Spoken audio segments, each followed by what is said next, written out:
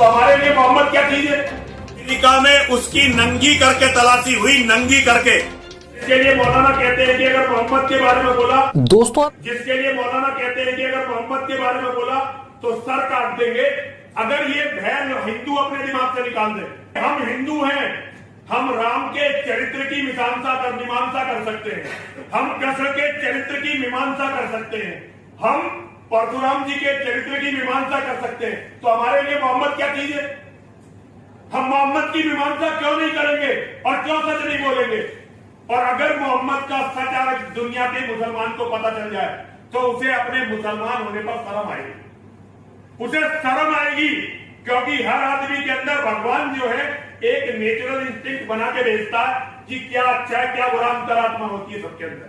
और जब किसी को पता चलेगा कि तू केवल लुटेरे, डकैत और जल्लाद को फॉलो कर रहा था, ऐसे व्यक्ति को जो बलात्कारी था, ऐसे व्यक्ति को जिसने औरतों की सौदागरी की है, पता है क्या बोलते हैं हमारे यहाँ? दल्ला बोलते हैं। पता है ना तुम्हें इस बात का? तो जब उसे ये पता चलेगा तो उसे शर्म आएगी। ये तो हिंदुस्तान के घटिया नेता और नकली धर्मगुरु हैं जिन्होंने ग्लोरीफाई कर दिया इस्लाम जैसी गंदगी को। अगर इस्लाम के बारे में सच छाती खोलकर बोला जाता तो आज हर मुसलमान को, दुनिया के हर मुसलमान को अपने मुसलमान होने पर शर्म आती। मुसलमान को शर्म आती कि वो जब हिंदुओं के साथ बैठता है तो उसे थूक के खाना देता है। उसे शर्म आती कि उसने अपने दोस्तों के साथ क्या किया।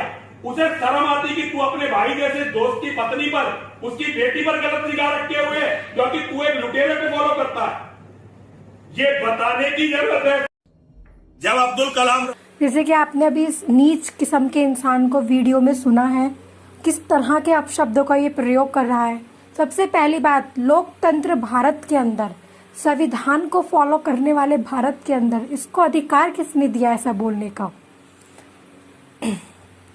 किसी एक धर्म को टारगेट करना। मैं मुसलमान धर्म से बिलोंग करती हूँ और ये वीडियो मैंने इसलिए नहीं बनाई क्योंकि मैं मुसलमान धर्म से बिलोंग करती हूँ, इसलिए मुसलमान धर्म के नहीं ऐसा बोला, तो बल्कि इसलिए बनाई है क्योंकि इस वीडियो के अंदर मैं सिर्फ इतना बताना चाहती हूँ कि कोई भी धर्म हो, ना सिर्फ मुसलमान धर्म, किसी भी धर्म के बारे में कोई भी अपशब्द बोलने का किसी को भी अधिकार नहीं है।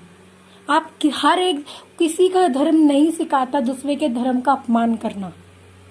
ये बात करता है राम जी की, क्या उन्होंने ये सब सिखाया? क्या उनका उद्देश्य बांटना लोगों को? क्या उनका उद्देश्य दूसरों को हट करना, किसी एक समुदाय को नीचा दिखाना है? आप शब्दों का प्रयोग मैं भी कर सकती हूँ, इस जाहिल किस्म के इंसान को इसी की भाषा में जवाब मैं भी दे सकती हूँ, बट मेरा लोकतंत्र, मेरी शिक्षा, मेरा संविधान और मेरा घर का संस्कार और मेरा धर्म मुझे नहीं सिखाता, इस चीज की मुझे इजाजत नहीं देता। ये इंसान खुद अपनी बातों के उद्देश्य से खुद बता रहा है कि मैं कितना बड़ा गवार, जाहिल, अनपढ़ किस्म का इंसान हूँ। बहुत लोगों को इस बारे में पता नहीं है और इस तरह की, मतलब काफी सारे लोग इस चीज से वंचित हैं कि उन्हें पता ही नहीं है कि इस तरह का कुछ बोला गया है। बीजेपी के अंदर ज्यादातर आरएसएस वालों को मौका मिलता है। जब से बीजेपी सरकार आई है, जब से देश के अंदर दंगे फसाद, ऐसे लोग जब मंच पे बैठ के ये सब बोलते हैं तो उन्हें जरा भी अंदाजा नहीं है कि इसका लोकल जनता के अंदर क्या फर्क पड़ता है। दंगे फसाद इन्हीं लोगों की वजह से होते हैं। जिस प्रेस क्लब ऑफ इंडिया के अंदर बैठ करके ये वीडियो के अंदर बात कर रहा है, अब शब्दों का प्रयोग कर रहा है, जहां बैठ करके इसको डेमोक्रेसी की, पॉलिटिक्स की या फिर इकोनॉमिक की और डेवलपमेंट की, जहां इसको शिक्षा की बात करनी चाहिए, वहां पे ये धर्म की नहीं बात कर रहा है। कौन से संविधान हमको ये बताता है कि धर्म, किसी एक धर्म के बारे में हम ऐसा बोले?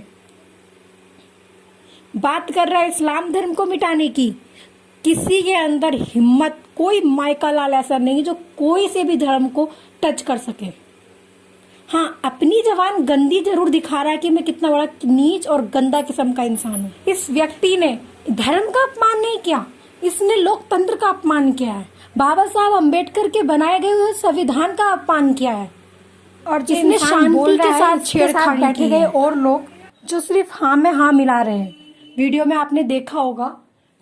तो ऐसे लोगों के लिए मैं एक बात बोलना चाहती हूँ कि ये लोग, मुझे जो इंसान गलत के लिए नहीं बोल सकता, गलत के सामने हाँ में हाँ कर रहा है, झुक रहा है, सही का साथ नहीं दे रहा है तो वो इंसान 5-10 रुपए का कुरकुरे के बराबर है, जिसको खरीदो फाड़ो और जो जिसने खरीदा वो उसका मालिक हो गया।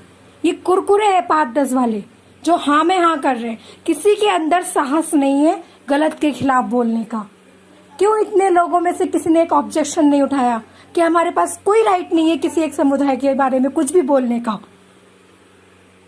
इस चीज के खिलाफ प्रोटेस्ट कोई एक समुदाय नहीं बल्कि हर एक वो इंसान करेगा जो शिक्षा का सम्मान करता है, जो बाकी में एजुकेटेड है, लोकतंत्र का सम्मान करता है, संविधान का सम्मान करता है। हमारा उद्देश्य क्या है? अपने संविधान की रक्षा करना, अपने लोकतंत्र को बचाए रखना। और इनका उद्देश्य क्या है? संविधान के साथ छेड़खानी करना, लोकतंत्र के साथ छेड़खानी करना। आप समझ सकते हैं जो हर एक इंसान पढ़ा लिखा है, जो इंसान अनाज खाता है, 2 पैसे का दिमाग रखता है, वो इतना जरूर सोच सकता है कि इन बातों के जरिए से जनता के बीच में किस तरह का दंगे फसाद का माहौल होता है, कितनों की जान जाती है। जब देश के अंदर हमारा देश गुलाम था, अंग्रेजों की सरकार थी, तब भी एकता की भावना से, लोकतंत्र बनाने की भावना से, संविधान को बनाने की भावना से, आजादी की भावना से, सिर्फ डंडा पकड़ के महात्मा जी ने जो हमारे देश से अंग्रेजों की छुट्टी की थी और हमें आजाद कराया था, उनके सपने का अपमान है।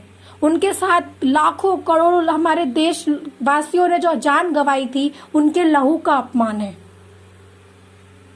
जो कहते हैं कि आप किसी एक धर्म को नहीं, हमारा संविधान हमें इजाजत ही नहीं देता किसी एक पर्टिकुलर इंसान के बारे में भी कुछ बोलने का। जो चीज आपको गलत लग रही है उसके खिलाफ आप बोल सकते हैं, बट किसी इंसान के ऊपर आप उंगली नहीं उठा सकते। तो ये तो एक बिल्कुल क्लियरली एक धर्म के बारे में बोलता है, तो इसका कोई अधिकार नहीं बनता सत्ता में बैठने का। जिसके नेता दिल्ली के अंदर जब इलेक्शन हो रहे थे बोलते हैं देश के गद्दारों को गोली मारो सालों को, तो गोली मारो अपने उस हृदय को जिस हृदय के अंदर भावना आती है लोकतंत्र को खत्म करने की। जिसके तड़ीपार अमित शाह जी तो लगाने लायक वो है ही नहीं। जिनके बहुत अच्छा बैकग्राउंड है, हम सब वाकिफ है उनके बैकग्राउंड से, उनकी घटिया जैसी सोच से। तमाम मुसलमान लोगों से गुजारिश करती हूँ, दंगे फसाद की या किसी भी चीज की आप गलत हिंसा की भावना को नहीं बनाएं, क्योंकि हमारा इस्लाम ही हमको सिखाता है सब्र करना। हमें हमारे वो नबी का बयान बताता है कि कूड़ा फेंकने वाली अम्मा को भी एक दिन वो देखने के नहीं चलेगा जब वो कूड़ा फेंकने उनके ऊपर नहीं आई। तो ये चीजें हमें बताती हैं कि हम कितने स्ट्रांग हैं। यजीद भी आया, आप समझ सकते हैं कि सबको पता है जो ये वीडियो देख रहे हैं कि उसका भी क्या हशर हुआ। आज डंके बजते हैं तो सिर्फ हुसैन के नाम के।